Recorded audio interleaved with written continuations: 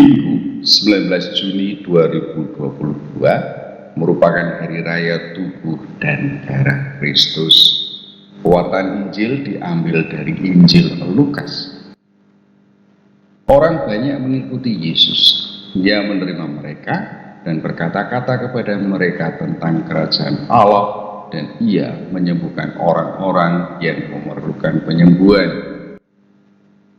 Pada waktu hari mulai malam, datanglah ke-12 muridnya kepadanya dan berkata, "Suruhlah orang banyak itu pergi, supaya mereka pergi ke desa-desa dan kampung-kampung sekitar ini untuk mencari tempat penginapan dan makanan, karena di sini kita berada di tempat yang sunyi." Tetapi ia berkata kepada mereka, "Kamu harus memberi mereka makan." Mereka menjawab, "Yang ada pada kami tidak lebih daripada 5 roti dan 2 ikan, kecuali kalau kami pergi membeli makanan untuk semua orang banyak ini. Sebab di situ ada kira-kira 5.000 orang laki-laki." Lalu ia berkata kepada murid-muridnya, "Suruhlah mereka duduk berkelompok-kelompok, kira-kira 50 orang sekelompok." Murid-murid melakukannya dan menyuruh semua orang banyak itu duduk. Dan setelah ia mengambil 5 roti dan 2 ikan itu, ia menengadah ke langit, mengucap berkat, lalu memecah-mecahkan roti itu dan memberikannya kepada murid-muridnya supaya dibagi-bagikannya kepada orang banyak. Dan mereka semuanya makan sampai kenyang. Kemudian dikumpulkan potongan-potongan roti yang sisa sebanyak 12 bakul.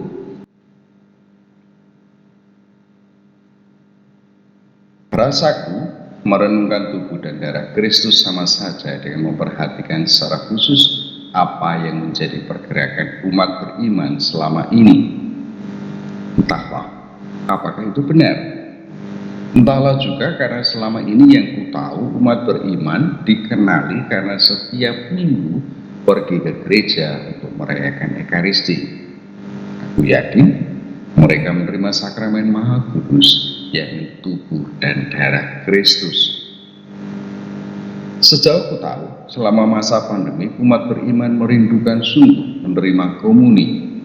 Ada yang hilang kurasakan selama masa pandemi, di mana umat beriman lebih mengikuti perayaan Ekaristi secara online. Kerinduan itu tidaklah semata pada perayaan Ekaristi, tetapi pada menyambut tubuh dan darah Kristus. Oleh karena itu, merenungkan tubuh dan darah Kristus secara khusus pada hari raya tubuh dan darah Kristus merupakan gerak roh untuk menggali lebih dalam tentang hakikat hidup umat beriman, bahwa selama ini umat beriman menyambut tubuh dan darah Kristus mungkin tanpa disadari atau mengalir saja sebagaimana kebiasaan hidupnya. Sekarang ini kesempatan khusus untuk menyadari tindakan atau gerak hidup hakikinya. Perjumpaan dan persatuan Yesus dan umat beriman tentulah berawal dari kehadiran, pengajaran, dan karya Yesus. Sebagaimana tampak dari pewartaan Injil, banyak orang mengikuti Yesus karena mereka sudah tahu siapa Yesus itu. Mereka menyaksikan sendiri pengajaran dan karya Yesus bagi banyak orang. Seandainya Yesus hadir sekarang ini, tentulah dia akan mengalami hal yang sama. Orang sangat berharap pada Yesus. Kehadiran Yesus bagaikan magnet yang memiliki daya tarik dan daya dorong sangat kuat bagi banyak orang. Daya magnetis Yesus tampaknya membuat banyak orang tidak mempedulikan situasi.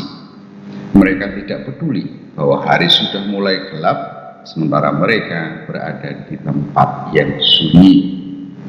Menurutku wajar bila para murid Yesus meminta Yesus untuk menyuruh banyak orang itu pergi ke kampung-kampung untuk mencari penginapan dan warung makan.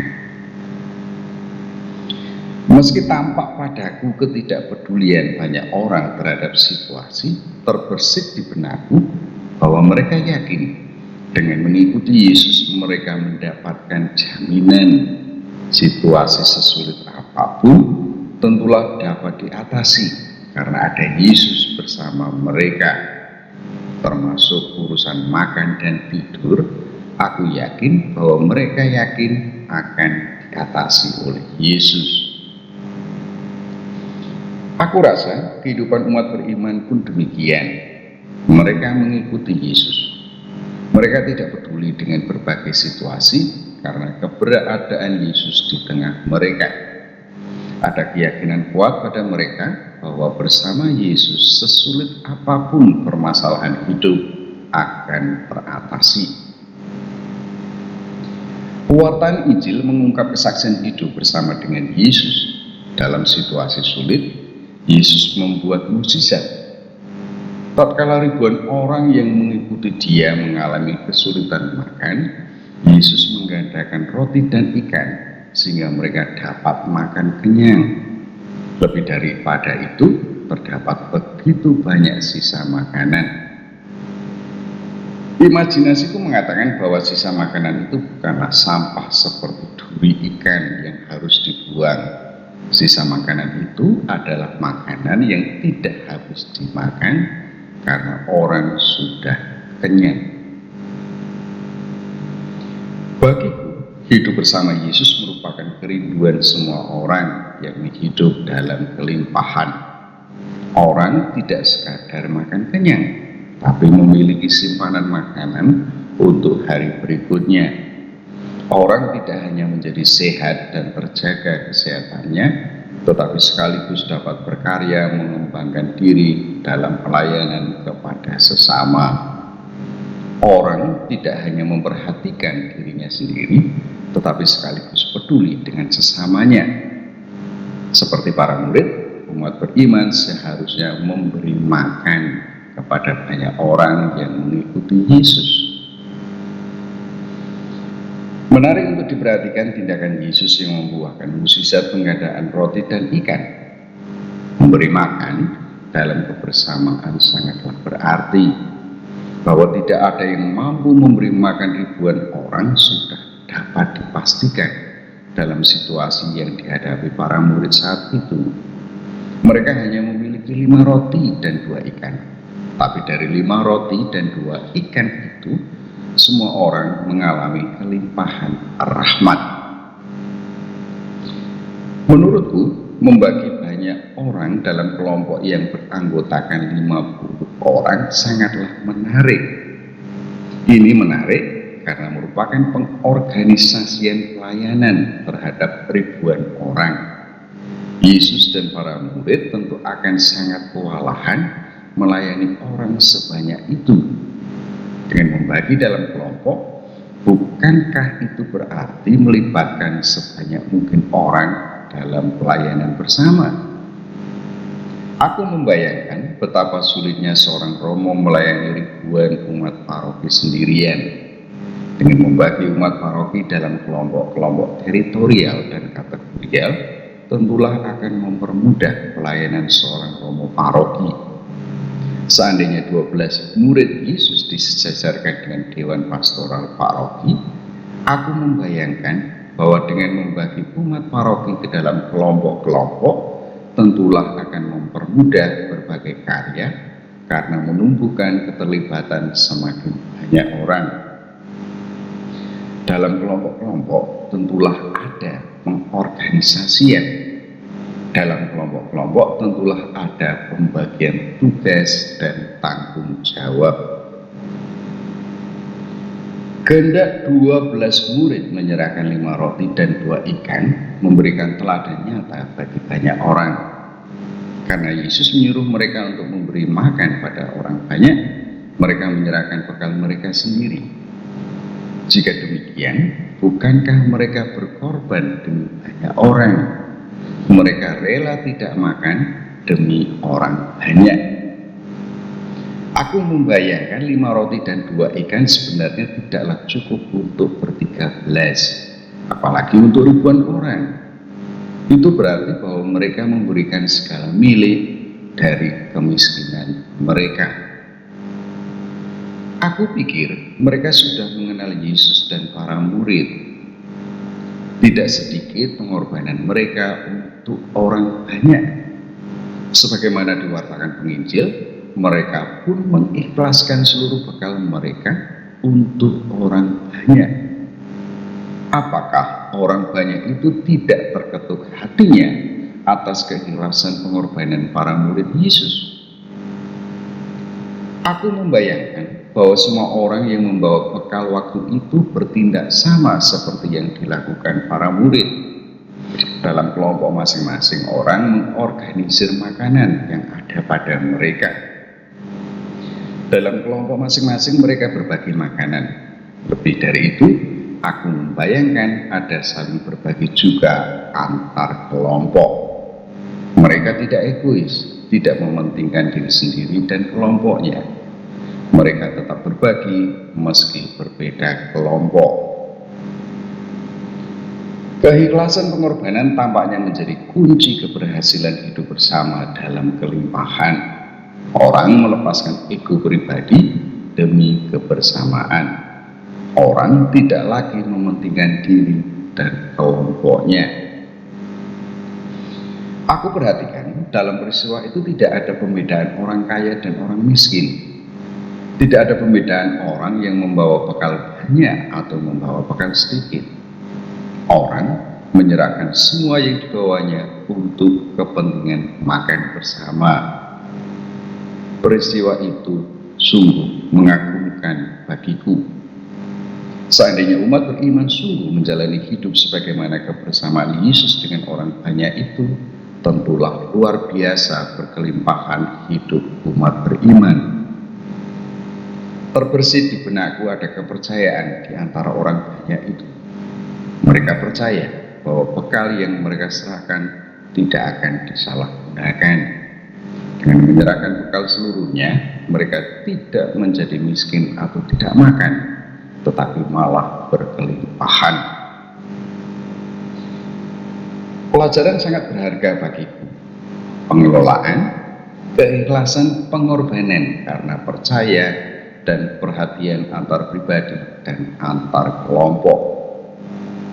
Katakanlah peristiwa tersebut sebagaimana mengelola makanan. Pengelolaan tentu terkait erat dengan distribusi yang dimulai dengan pengumpulan makanan. Dalam kelompok para murid ada 5 roti dan 2 ikan. Bagaimana dengan kelompok-kelompok lain? Aku pikir para murid menjadi pengawas sekaligus pembagi makanan antar kelompok.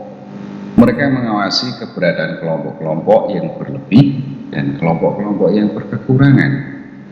Mereka sekaligus membagi atau mendistribusikan makanan dari kelompok yang berlebih ke kelompok yang berkekurangan.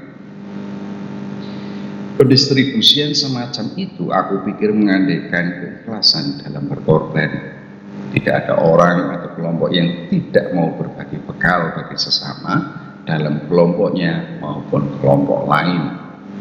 Tentu hal ini mengandaikan juga perhatian terhadap sesama ataupun kelompok lain. Meski tidak eksplisit, tampak olehku prinsip subsidiaritas dan solidaritas dalam pengelolaan ini. Lepas dari semua itu, aku tetap yakin akan kuasa ilahi Yesus. Bagaimanapun, aku yakini bahwa peristiwa yang diceritakan penginjil sungguh suatu mukjizat. Yesus menggandakan 5 roti dan 2 ikan untuk memberi makan ribuan orang. Yesus tidak hanya mengenyangkan ribuan orang itu, tetapi sungguh menjadikan mereka berkelimpahan. Pewartaan Injil itu diletakkan dalam perayaan tubuh dan darah Kristus. Meski setiap mengikuti perayaan Ekaristi dapat dipastikan umat beriman menerima tubuh Kristus, namun secara khusus gereja mengambil waktu untuk merenungkan, menghormati, dan menjunjung tinggi dalam liturgi sebagai hari raya tubuh dan darah Kristus. Sebagaimana tampak dalam pewartaan Injil, penerimaan tubuh dan darah Kristus dalam perayaan Ekaristi menyatakan hubungan antara Yesus dan umat manusia. Tubuh dan darah Kristus merupakan makanan yang menghidupkan. Yesus mengorbankan diri dengan menyerahkan hidupnya kepada umat manusia demi keselamatan hidup manusia. Di sisi manusia, penerimaan terhadap hidup Yesus menjadikannya menyatukan diri dengan hidup Yesus. Menelisik perayaan Ekaristi, pengorbanan Yesus merupakan mukjizat agung bagi umat manusia. Roti dan anggur yang menjadi tubuh dan darah Kristus itu menghidupkan umat manusia yang menerimanya. Umat manusia yang menyatukan diri dengan Kristus menjalani hidup dalam kelimpahan rahmat ilahi. Bagaimana rahmat ilahi itu berkembang dalam hidup umat beriman? Rahmat itu tumbuh dan berkembang di tanah yang subur, di mana solidaritas dan subsidiaritas mewarnai hidup. Tanah itu merupakan jiwa yang mendamba kehadiran Allah dalam hidup. Jiwa itu pada dasarnya memiliki kecenderungan untuk berbela rasa dan berbagi dengan sesama. Dalam tanah seperti itulah rahmat sakramental tubuh dan darah Kristus berkembang dalam hidup. Itu berarti tergantung pada umat beriman bagaimana rahmat itu tertanam di dalam hidup umat beriman sendiri. Penyerahan hidup Yesus kepada banyak orang sebagaimana tercermin dalam setiap perayaan Ekaristi mendobrak solidaritas dan subsidiaritas sempit. Umat beriman yang dianugerahi penyatuan hidup dengan Yesus tentunya memiliki daya kekuatan untuk berbela rasa dan berbagi dengan semua orang tanpa memandang bulu. Umat beriman memberi perhatian kepada orang per orang, tetapi sekaligus juga kepada kelompok yang berbeda. Selamat merayakan tubuh dan darah Kristus. Amin.